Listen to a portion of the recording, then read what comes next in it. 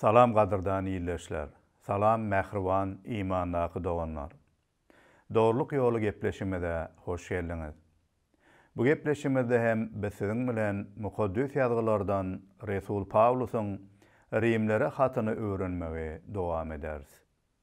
Geçen gepleşimede biz İsa Mesihe iman edip kalbyndaky pikirlerine we isleglerine özgörýän imanly adamyň durmuşynyň nähili bolmalygy barada öwrenip geçipdik.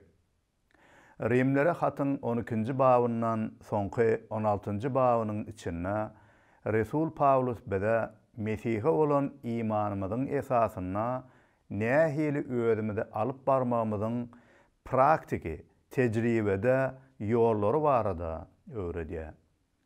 Bilşime diýäli biz diňe bir inanmak bilen çäklenmän, imanymyzyň esasyna durmuşymyzdaky amallanmaz bilen hem imanymyzy tassyklamalydyr. İsa Mesihiň Resulü Ýakubyň hem bize aýdyşýaly, amalsız iman ölüdür. Yakup hatyna bu barada ine şeýle diýipdi. Ey doganlarym, araňyzdan biri imanym bar diýibem, onu oňat işleri bilen görkezmese, munyň näme peýdasy bar?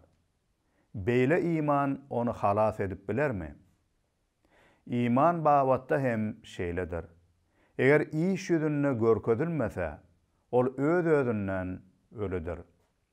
Ey akmak, amalsız imanyň peýdasyzlygyny bilen okmy? Edil jansız bedeniň ölü bolşýaly, amalsız iman hem ölüdür. İsa Mesihe bolan imanymyz biziň pikirlerimizi, isleglerimizi we netijede durmuşymyzy düýbünden özgörtmelidir. Oňa bolan inanmyz bize Rebbi hoşal etjek amallary emele getirmelidir. Bu sebäpden Pawlus bize durmuşymyzda bolmaly amallar barada öwretmegine dowam edýär. Geçen gepleşigimizde ýatladyp geçişimiz ýaly. İsa Mesihe iman edeniň durmuşy dünýädäki adamlaryň durmuşyndan üýtgeşik bolmalydyr. İsa Mesihe iman edýän adam bu dünýäniň ýörelgeleri bilen pikirlenmez.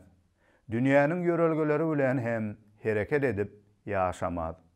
Dünýäniň ýörelgelerine eýerýän adam durmuşynda hem bu dünýäniň imansyz adamlarynyň durmuşynda bar bolan tekebbirlikden ugur alýan, özüne beýik baha berip övünmekden, başgalary pes görmekden ýa-da özüne adamlar bilen deňeşdirip ukyplaryň, daşy görnüşiň ýa-da gazanan islendik zatlaryň bilen deňeşmekden ýa-da başgalaryň mätäşliklerine biperwa edýän ähli ýaşylygyny hem diňe öz bähbidi, şöhraty ýa-da awra üçin edýän adamlara meňleşdir. Resul Pawlusyň bize duýduruşy bular ýaly häsiýetler imanlar arasynda bolmaly däldir diýip aýdýar. Biz Hudaýy şöhratlandyrmak we onuň adynyň beýgelmegi üçin ýaşamalydyr we edýän ähli işlemez bu maksada hem gulluk etmelidir.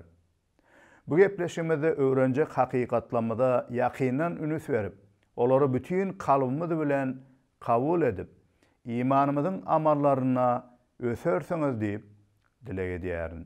Gelin bu wagt gepleşimiz dowam edip, Rimlere haty öwrenmege dowam edelim. Resul Pawlus bize hatyny dowam edip ine şeýle diýär. İmannaky doganlaryňyz mätäşlik çekse, olara kömek berin. Mihman söýer bolun. İsa Mesihe iman edenler bir maşgala ýaly ýaşap, bir-biriniň çyndan aladasyny edýänler.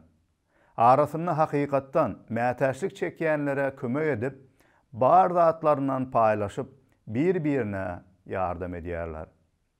Bu taýda elbetde işlemekden boyun gaçyryp, ýaltalygy ýa-da başga erwet häsiýetleri bilen mätäşlige duçar bolanlar barada aýdylmaýar.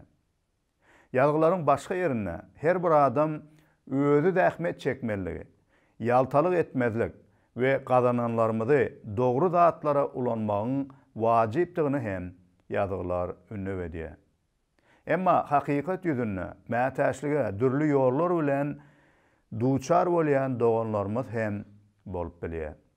Olary ýardym etmek her bir imanlynyň borjydyr. Pawlusyň ýene biz imanlara ünnü eden zady bu ayatda mihmansöýer bolmagmadyr. Gynansak da bu günler adamlar arasynda mihmansöýerlik häsiýeti ýetip barýar. Bizim ata-babalarymyzyň döwründe hatda ýat adamlary hem mihman alyp olara hyzmat etmek has hem köp bolupdyr. Hatda mihman ataňdan hem uludur diýen atalar sözü hem gadymdan ýyl arasynda bar bolan atalar sözüdür. Bu bolsa mihmansöýerligiň wajypdygyny ýatladýar. İsa Mesih barada hoş habaryň ilki ýaýran döwürlerinde bu hoş habary wagt edýän wagytçylar we mugallimler owadyr şäherlere, başga uzak ýurtlara aýlanypdyrlar we köplenç başga imanlar ýa-da nätanış adamlar tarapyndan mihman alınıpdırlar.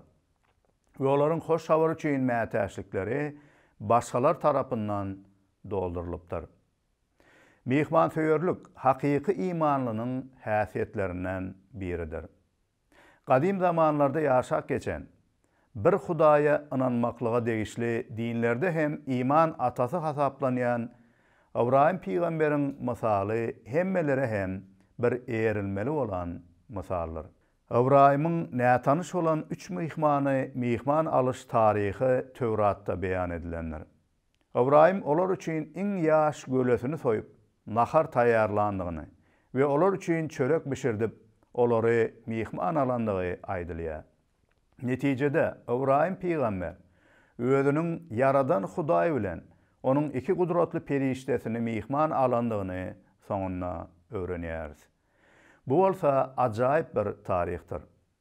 Bu ýerde wajyp zat mihman söýerligimiz kabul etjek mihmanymyzyň wajyp biri bolmagy ýa-da bu mihmandan geljek bir peýda üçin bolman İsa Mesih'e bolan imanymyz esasynda bizde bar bolan mihmansöýerlik häsiýetimiz we mihmansöýerligimiz bilen Rabbiň adyny beýgeltýändigimiz üçin bolmalydyr. Ine şeýle yürekden bolan mihmansöýerleri bolsa Rab halaýanlar we bereketleýänler. Mundan başga da eger biz İsa Mesih'e iman eden dogallarymyzy mihman alýan bolsak, onda biz olarda ýaşaýan İsa Mesih Rabbimizi hem öýümüze mihman alyp oňa hyzmat etdigimiz bolar. Pawlus sözüni dowam edip ýene bize şeýle ünnü berýär. Özüňize azar berýänlere gargamaň. Tersine olar üçin ýagşylyk dileň. Pawlusyň bu ünnüwi Rab İsa Mesih'in şähertlerine öwreden nesihatlaryna meňzeşdir. İsa Mesih dağdaky wagdyna özüni dinleýänlere şeýle diýipdi. Ruhy garyplar bagtlydyr. Çünkü göğün şalygy olaryňkydyr. Gussa çekýänler bagtlydyr. Çünkü olara göwnlük berler. Yumşak adamlar bagtlydyr. Çünkü olar yer ýüzüni miras alarlar. Dogrulyga ajygyp susanlar bagtlydyr. Çünkü olar doýup ganarlar. Rehimliler bagtlydyr. Çünkü olara da rehim ediler. Kalby päkler bagtlydyr. Çünkü olar Hudaýy görerler. Parahatlyk döredýänler bagtlydyr. Çünkü olara Hudaýyň ogullary diýler. Dogrulyk üçin ýydarlanýanlar bagtlydyr. Çünkü göğün şalygy olaryňkydyr. Men sebäpli adamlaryň size söýgen, ýydarlan, nähak ýere her hili gıywatyňyzy eden mahaly bagtlasaňyz. Şatlanyň, begeniň, sebäbi göklerde aljak sylaňyz uludyr. Sizden öň peýgamberler de şeý dip ýydarlandylar. Dünýäniň ýörelgeleri bilen oýlanyp pikirlenýän adamlar elbetde özüne nähak ýere azar berýänlere gargaman, ýigrenmän, olara yamanlyk bilen gaýtargy bermän durup bilenok. Hatta köp dinlerde hem diýişe diýiş, göze göz diýen ýörelge erilýär. Ýagny sana yamanlyk etseler, sen hem olara yamanlyk et. Edilen yamanlyk üçin arıňy almak öwredilýär. Dünya yörelgelerine eýreýänleriň dilleri gargyşdan doludur. Emma İsa Mesih'e iman eden adamın durmuşuna yamanlığa yamanlık bilen gaýtargy berip ar almak diyen düşünce umuman bolmalylar. Çünkü Rabbimiz ve halaskarymız öz durmuşunun misalyna bize yamanlygy bagyşlamagy, yamanlyga ýaşylyk etmegi öwretdi. İsa Mesih'i ölüme hökm edip, ona eziyet berip, hatta haştaky elhenç ölüme sezewar edenlerine hem ol bulary edenlerin günälerini bagyşlapdy. İsa Mesih'in kalbyna olary ýigrenip ar almak islegi we pikiri ýokdy. Gynansak da dünýä yamanlyk edenleri ýigrenmek we her ýol bilen ar almak isleglerinden doludur. Netijede yamanlyk dowam edýär. Gan dökmeklik dowam edýär. Erwetlikler köpelýär. Biz İsa Mesih'e iman edenler bolsa, yamanlyga ýaşylyk edip, dileglerimizde hatta beýle adamlaryň hem kalbyna Rabbiň nury saçylyp, Rabbiň ýaşylygyny olar üçin hem dileg etmeliyiz. Elbetde yamanlyga yamanlyk bilen gaýtargy bermezligi käbirimiz başaryp bileriz. Emma yamanlyk edene gargaman, olar üçin ýaşy dileg etmek köplenç kyn gelýär. Misal üçin käbir adamlar belasyny menden däl, başga ýerden tapsyn diýip yamanlyk edene özleri yamanlyk etmeýärler.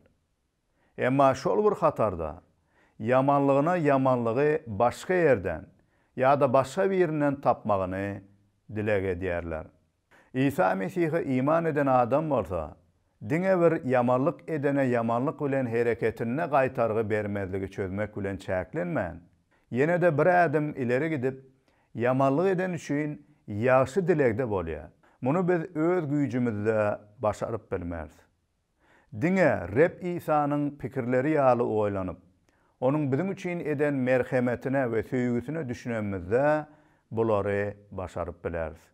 Paulus ýene sözüni dowam edip şeýle diýär: Şatlanýanlaryň şatlygyna şatlanyň. Ağlayanlaryň ağasyna ağlaň. Aslına seresek, ağlayanlara koşulup olar bilen ağlaşmaktan, şatlanýanlaryň şatlygyna şatlanmak has kynlar. Kimdir bir kynçylyga duş gelip, bu üçin gaýgy alada ýa-da ağlayan bolsa, bu üçin olaryň ýanynda gynalmak ýeňildir. Emma kimdir biri üstünlüge eýe bolsa, durmuşy gowy bolsa, bu üçin olar bilen bile begenmek kynlar. Köplenç adamlar ýakynyndaky adamlaryň gowlugyny ýa-da üstünlügini görenne muňa şatlanman, tersine görüplik edýärler. Hatta bu görüpligi netijesinde başgalary ýigrenýän halatlary hem bolýar. İsa Mesih'e iman edýän bizde beýle häsiýetler bolmalydyr. Biz çyn kalbymyzdan gynanýanlar üçin bile gynanyp ağlamalydyr we şatlanýanlaryň şatlygyna şatlanmalydyr. Muny hem biz diňe İsa Mesih'in bize beren täze pikirleri bilen we mukaddes ruhun güýji bilen edip bileris. Eger pikirimize İsa Mesih ýaly pikirlensek we onuň bize eden ýaşylyklaryna, merhemetine we söýgüsine düşünüp kabul etsek, onna bularda hem Rabbiň isleşi ýaly hereket edip bileris. Haçan adamın pikiri bu dünýäniň nädogry pikirlerine eýerse, adam başgalarynyň şatlygyna şatlanyp bilmeýär, görüplik edýär. Dünýäniň we şeytanyň ýörelgesi şatlanmaga we ähli ýaşylyklara diňe sen münasip diýen düşünje erýär. Başgalaryň üstünlügi seniň pesligini görkezýär. Eger sende hem olardaky zat bar bolsa, sen hem şatlanarsın diyen yalan düşüncelere erýär. Rabbiň hakykaty bolsa, bize onun bizim üçin eden merhemeti ve ýaşylyklary bizim münasip bolandygymyz üçin däl, bize münasip bolmandygymyz üçin berilendigini we bizim münasip bolan baky näletimizi bizden İsa Mesih'te Hudaýyň aýrandygyny ýatladýar. Bizim şatlygymyzyň we batlarymyzyň çeşmesiniň Rabbin özüdigini bize öwrediýär. Biz bulara düşünüp iman edenimiz bolsa, görüplik etmän, başgalaryň şatlygyna şatlanyp bilersiz. Ağlayanlar bilen hem çyndan ağlap bilersiz. Başgalaryň şatlanýandygyny görüp, biz hem şatlansak, onu olardaky şatlyk biziň kalbymyzda hem şatlyk we bagtyarlyk duýgularyny oýarýandyr. Eger şatlanmasak, onu kalbymyzda lapykeşlik, gahar, ýigrenç ýaly duýgularyň ösmegine ýol berýändir. Netijede özümüz hem eziyet çekeriz. Pawlus sözüni dowam edip yine şeýle diýär. Bir-biriňiz bilen oňşukly bolun. Tekeppir bolmaň. Sada adamlar bilen dost bolun. Özüňizi beýleklerden akylly saýmaň. Oňşuksuz adam İsa Mesih'e imanının esaslarına düşünmedik biridir. Ve Rabbin pes göwnlüginden uğralayan pikirlerinden dolu bolman, tekeppirlikten dolu biridir. Hemişe dava cencel edip, keçijik zatlar üçinem oňuşmazlyk edip, uruşmaga ve jedelleşmäge bahana atarmak imanly adama gelişmeyen häsiýetdir. Tekeppir adamlaryň häsiýetleri başgalar bilen oňuşmazlyk, gaharlanyp gazaplanmak, dawa jencel, başgalardan hemişe dowamly kemçilik gözläp, olary yamanlamak we olary peseltmek, adamlaryň kimdigine, nämelere eýedigine, baýlygyna, täsirine we ukyplaryna seredip, adam saýlap, diňe özüne peýda geljekler bilen dost bolýan adamlar. Tekeppir adam özüni başgalardan hemişe de akıllı saýanlar. Başgaları pes görmek bilen özüni beýgelderin diýip pikir edýänler. Tekeppirlik Rab İsa Mesih'iň pes göwnlükden we mylaýymlykdan dolu bolan häsiýetine umuman garşy bolan häsiýetdir. Aslynda tekeppir adamyň özüne ziýan ýetirjek bir häsiýetdir. Bu häsiýet ol adamyň özüni cezalandyrýandyr. Tekeppirlik insanyň kalbyna lowlap ýanýan otdur. Ol onuň özüni hem ýakyp kül edýändir. Tekeppir adam özüni bir aýratyn, üstünlükli, baý we güýçli ýaly pikir etse de, ol adam içindäki dünýäsinde iň garyp we ejiz adamlar. Haçanla tekeppir adam başgalary kemsedip, olar aşaklanyna, ol başgalar üçin yüregini hem yapýanlar, kilitleýänler. Beýle adamyň ýüregi gataýanlar.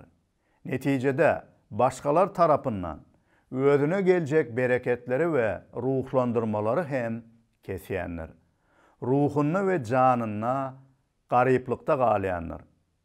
Ýöne, haçanla biz pesgöwnü bolanymyzda, başgalardaky gowuluklary görenimizde we kalbymyz olara açyk bolanna, özümiziň kalbymyz hem bereketlerden we ýaşylyklardan, ruhlanmalardan dolup biler. İsa Mesih'e iman eden adam, özündäki Rabbin mukaddes ruh arkaly döredýän ajaýyp häsiýetleri bilen bu dünýäde nur kimin bolup ýagtylyk saçýanlar. Biziň häsiýetlerimiz bu dünýäninkiden tapawutly bolanna, biz bu dünýä täsirimizi ýetirip bilersiz. Ve başga da köp insanlary nuruň özüne, İsa Mesih'e tarap gönükdirip bilersiz. Dünýä ýigrençden we ar almaktan doludur. Hemme yerlerde uruşlar, dawa jenjeller bardyr. Biz iman edenler bolsa, ýigrenmekden we yamanlykdan üstün bolmalydyr. Resul Pawlus 12-nji baby ine bular bilen jemleýär we bize şeýle ünnö berýär. Oňardyňyzdan hemmeler bilen parahat ýaşajak bolun. Ey ezizlerim, özüňiz ar aljak bolmaň. Muny Hudaýa tapşyryň. Sebäbi Rab öç meninkidir, cezalandyrjak mendirin diýe. Gaýtam, mukaddes ýazgylarda ýazylanlary berja edin. Düşmanyň aç bolsa, oňa nan ber. Suwsan bolsa, suw ber. şonna onun başına köz goýarsyň. Näme üçin adamlar parahatlyk döretmekden näle, dawa jenjel we gahar gazap döretmekden keyplenýärler. Aslynda garşymyza edilen yamanlygyň bize yetiren daşky ziýany has erwetdäle. Bu yamanlyk netijesinde kalbymyzda çykýan ýigrenç duýgusy has erwetdir, beter erwetdir. Edilen yamanlyk insanyň kalbyna öýke kine döredip, bir zäher kimindir. Yamanlyga ýeňilsek, ol bizde öýke kine döredýändir. We öýke kine hem bir zäher kimin bütün durmuşymyzy zäherlep bilýändir. Misal üçin bir zäherli ýylan ýa-da içýän bizi çaksa, ýylany öldürmemiz ýa-da onuň üstünden zäher dökmemiz, ýylany ýigrenmemiz bizi bu zäherden halas edip bilmeýär. Ýylanyň bedenine ýaýrayan acı zäherinden diňe muňa garşy bolan anti-zäher dermanyny ulanmaly bolýar. Bu sebäpden biziň garşymyza edilen yamanlygyň we ýigrenciň garşysyna biz ruhy hakykatlar bilen ýaraglanyp, olardan üstün bolup biläris. Şonuň üçin bize yamanlyk edilenne, garşymyza ýigrenç bolanna, biz munyň bizi zäherleýän zäher bolup biljegi kimin oýlanyp, kalbymyza ýaýrajak bolýan öýke kine ýa-da erwetlikleriň garşysyna Rebbiň merhemetinden we gowlugyndan doldurmagyny Hudaýdan dilek edip soramaly. Ýigrençden üstün bolmagy isletek, onda biz parahatlyk şahzadasy İsa Mesihden göreli almalıyız ve kalbymyzy onun rahatlığından, şahatlığından, merhemetinden doldurmalıyız. Karşımıza bolýan adalatsızlıklar, nähak yere izarlanmalar ve eziyetlere karşı durmalı dälmi? Yamanlygyň karşısında durmasak, yamanlyk köpeler, arymyzy almasak, ýok edileriz diýenlere näme jogap berýär mukaddes ýazgylar?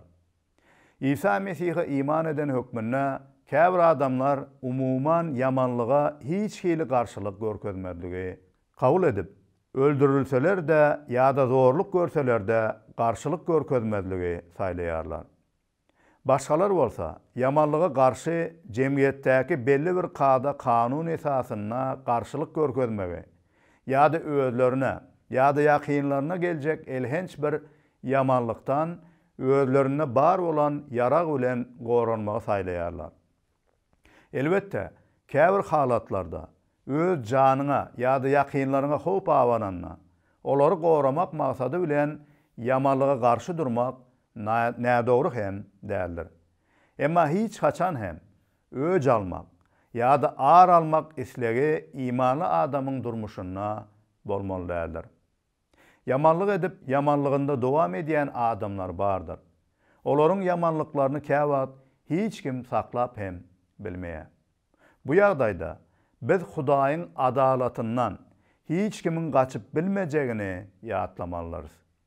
Iň soňunda yamanlyk edýänlere Hudaý garşydyr we her bir yamanlyk edenleriniň jezasyny Hudaýyň adalatly höküm gününe jezasyny öwedini alýanlar. Hudaýyň adalatly hökmünden hiç kim gaçyp gutulmaz. Hudaýyň berjek jezasy insanyň berip biljek jezasyndan has agyrdyr.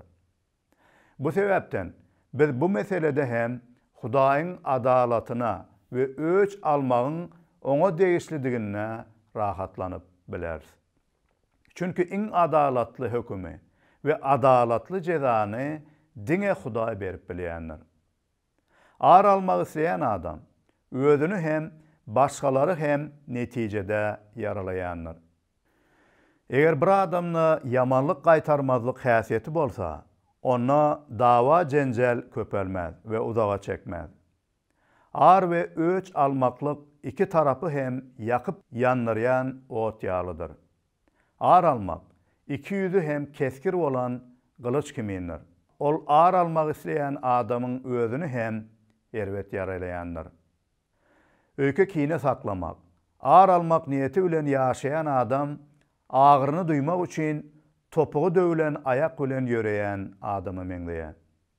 Hudaýyň hakykati bize, düşmanymyz aç bolsa oňa nan bermegi, susan bolsa suw bermegi we netijede onuň kellesine köz goýan ýaly boljakdygyny ýatladyýar. Bu taýda yamanlyk eden adama ýaşylyk etsek, kellesine köz goýan ýaly bolmagy bir erwet ýaly görünmegi mümkin. Köz onuň kellesini ýakar diýmeňiz mümkin. Emma bu cümläniň esasy manysy şundadyr. Ýagny, yamanlyk edýän düşman adama ýaşylyk edenimizde onuň ynsaby oýanar. Belki de beýle insan özüniň nädogurlygyna we düşmançylygyna ökünme duýgusyny baştan geçirer we Hudaýyň öňünde toba edip hakykatyna geler. Bu bolsa onuň başyna köz goýulan ýaly bolmagy aňladýar. Pawlusyň bu wagtda bize berýän iň soňky ünnebi şeýledir. Yamanlyk senden üstün gelmesin. Tersine ýaşylyk edip yamanlykdan üstün bol. Yamanlyk haçan we nädip bizden üstün gelip biler. Haçanla bizim karşımıza edilen yamanlyk bizde öýke kine, gahar gazap, yamanlyk edip ar almak islegini döredenne yamanlyk bizden üstün geldigi bolar. Eger meniň saňa bolan erwet gaharym senne hem erwet gahary emele getirse, onu yamanlyk senden üstün geldigidir. Bir gara alim George Washington Carver şeýle diýip bu barada aýdypdyr. Men hiç haçan, hiç kime menne onu ýigrenmegi döretmegine ýol bermerin diýipdir. İsa Mesih'e iman hökmünde ola adam yamanlyga yeňilmezligi saýlapdyr. İsa Mesih'e imanly hökmünde diňe bir yamanlyga yeňilmezlik dälle, ýaşylyk hem edip yamanlykdan üstün bolmagy bize öwredýär. Bu bolsa yangın söndürücüleriň gidip yangını söndürüşine meňleýär. Ýygnakda hem biz parahatlyk döredip, ýaşylykdan dolu bolup, yamanlykdan üstün çykyp ýaşasak, onu ýygnakda döreýän bölünüşler, dawa jenjeller we göň ağırlary aradan aýryp bileriz. Başga biri şeýle diýipdir. Ýaşylyga ýaşylyk etmek insan kimindir. Yamanlyga yamanlyk gaýtarmak bir janavar kimindir. Ýaşylyga yamanlyk etmek bolsa şeytan kimindir. Yamanlyga ýaşylyk etmek bolsa Hudaý kimindir. Gadyrdan doganlar, biz Rabbimiz İsa Mesih kimin bolmagy saýlap, ondan öwrenip, bu gepleşimizde öwrenen Rabbinki ýaly häsiýetlerde ösüp, Hudaýyň adyny şöhratlandyryp ýaşalyň.